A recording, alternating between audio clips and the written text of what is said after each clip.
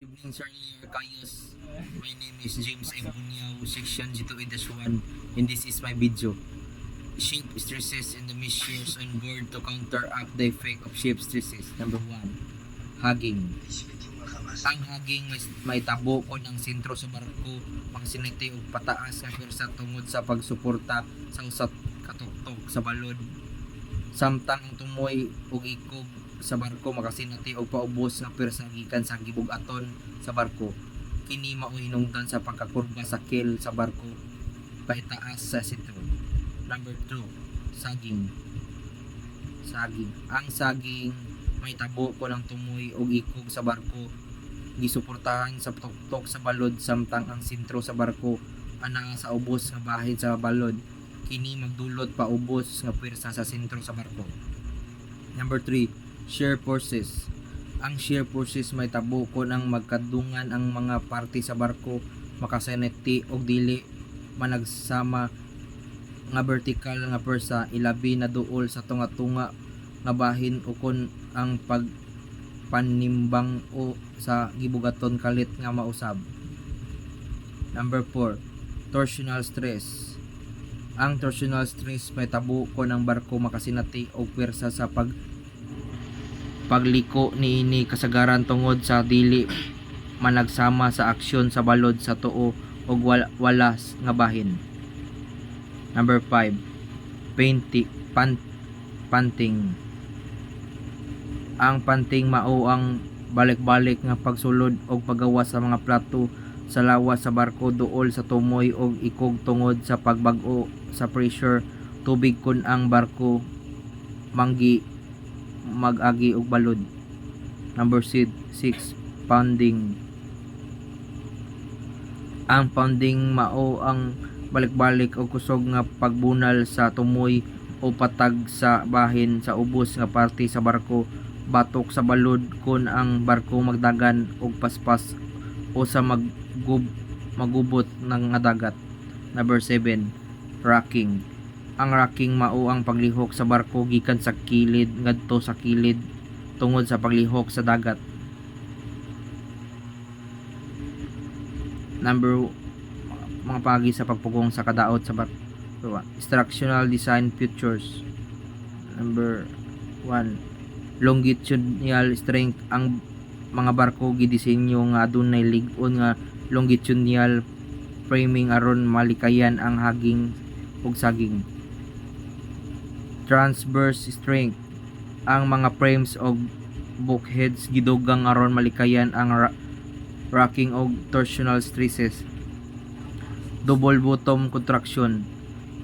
Naghatag og dugang nga kalig-on sa managsama nga panimbang sa gibug-aton nga makapaminos sa shear og bending stresses. Reinforced bow in stern areas. Gipalig-on gamit ang mga baga nga mga plato aron malikayan ang painting og pounding. Loading and ballasting practices. Proper cargo distribution. Ang managsaba nga pagpanimbang sa kargamento makapaminos sa shear force og dili managsaba nga pagkarga nga makapaminos sa haging og saging. Ballast management. Ang pag-adjust sa ballast makapaminos sa stress ilabi na sa magubot nga panahon. Avoid overloading. Ang pagsunod sa load links marks makapaminos sa kadaot sa istruktura sa barko. Here's the instance. Number 3, operational measures. Speed and adjustment. Pagbinos sa gikusog sa barko sa magubot nga dagat aron makunuran sa banding og slamming. Course alteration.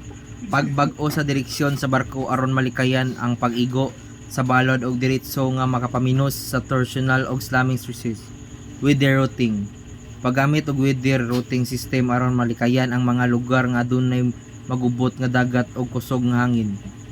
Number 4, monitoring and maintenance. Stress monitoring systems. Ang mga modernong barko adunay stress monitoring system nga maghatag og real-time data sa mga stress sa barko nga makatabang sa paghimo og dali nga aksyon. Regular inspection. Ang kanunay nga pag-inspeksyon sa mga importanteng bahin like e.g. keels, bulkheads o framing, makatabang sa pag-ila o pagsulbad sa mga problema sa sayupa. Maintenance structural integrity, pag-ayo sa mga liki, corrosion o deformation sa mga plato o frame sa barko dayon. Number 5, use of bulkheads. Watertight bulkheads mo makapugong sa pagkatag sa tubig kung magbaha o magpalig-on og transverse strength. Collision bulkheads panalipod sa barko gikan sa kadaot kung mag-igo og diretso. Number 6, dynamic stability management. Anti-roll system, paggamit og stabilizer, pens of gyroscopic stabilizer ron makunhuran ang paglihok sa barko og ang mga stresses nga maoy hinungdan ini. Trim optimization, pagmintinar og maayo nga balanse nga barko aron managsama ang pagpanimbang sa mga stress sa tibuok lawas sa barko. Thank you, sir.